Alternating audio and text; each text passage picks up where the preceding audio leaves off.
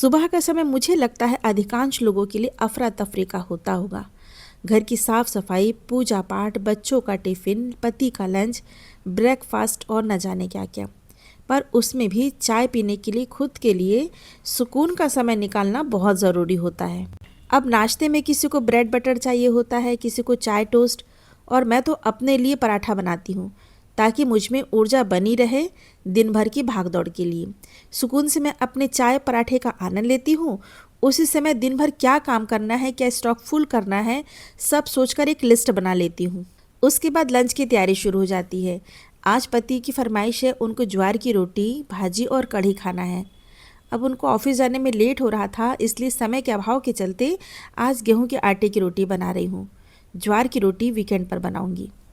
घर के काम के बीच ऑर्डर्स की भागम भाग कब शुरू हो जाए कुछ नहीं कह सकते, इसलिए घर का काम मैनेज करके चलती हूँ।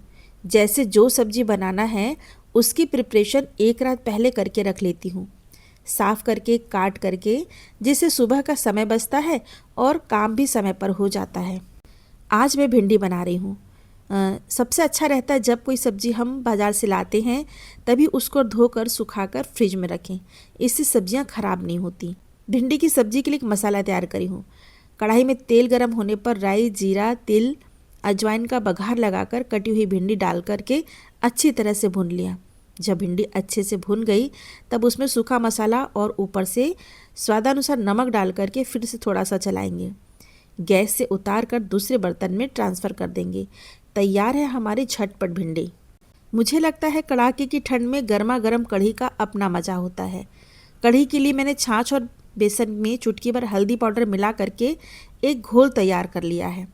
ध्यान रहे बेसन के घोल में गांठ न रहे। आप चाहे तो छान भी सकते हैं। फिर कढ़ाई में घी गरम किया, राई, जीरा, अजवाइन और हींग का बघार लगाया। उसमें अदरक और मिर्ची को भी कूट करके डाल दिया। सबको अच्छे से भून लिया।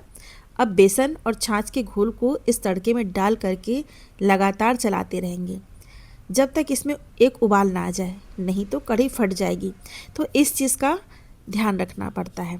मेरी कोशिश रहती है कि घर का काम सुबह 10 बजे के पहले हो जाए, क्योंकि फिर मुझे अपने आउटलेट जाना होता है। वहाँ सुबह से ऑनलाइन स्विगी और जोमेटो की ऑर्डर का सिलसिला शुरू हो जाता है। और जब से डाइनिंग की सुविधा शुरू करी है, काफ़ी लोग आकर खाने का स्वाद ले रहे हैं। अच्छा लगने पर बाकायदा फीडबैक भी देकर जाते हैं।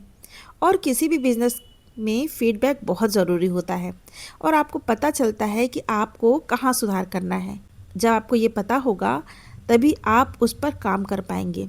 कस्टमर मेन्यू पूछते हैं और पूछते हैं कि आपके यहाँ की स्पेशलिटी क्या है, और फिर अपने अनुसार जो उनको पसंद हो वो ऑर्डर करते हैं। हम आज भी हर दिन कुछ ना कुछ सीख रहे हैं और दिन पर दिन कुछ तीखा कुछ मीठा को बेहतर बनाने की कोशिश में लगे रहते हैं।